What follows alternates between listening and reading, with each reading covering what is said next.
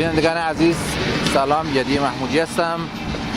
اینجا امروز 10 آپریل در شهر تورنتو باز هم در دفاع از ریحانه جباری، دختر 26 ساله‌ای که در ایران محکوم به اعدام شده.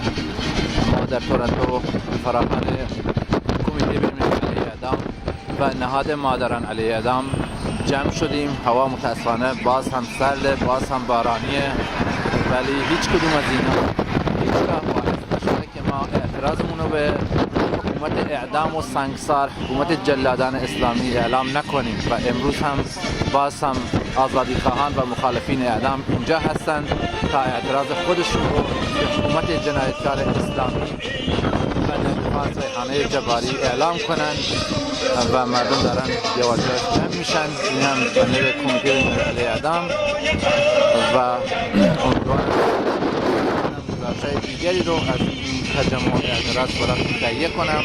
حتما سالانی‌هایی خواهیم داشت و ما هم مثل ده ها هزار نفری که همکنون سرنوشت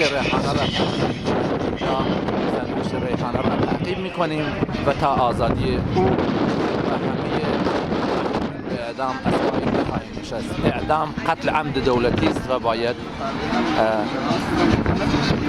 لغو شود و همه محکومین به اعدام آزاد شوند. این خواست مخالفین اعدام هست، ولی امروز ما اینجاییم تا خواهان آزادی فوری و بی قید و شرط ریحانه جباری، دختری که در دفاع از خودش مجبور میشه کسی را به قتل برسانه، کسی را بکشد. اما اعدام جواب هیچ قتلی نیست. اعدام تنها وسیله است در دست حکومت جنایت پیشه اسلامی و باید این وسیله سرپا ماندن حکومت جنایتکار اسلامی رو ازش گرفت. مرگ بر جمهوری اسلامی، زنده باد تلاش آزادی خواهان برای مبارزه علیه اعدام و علیه یکی از خونبارترین حکومت‌های تاریخ، یعنی جمهوری اسلامی. یدی محمودی، شهر تورنتو.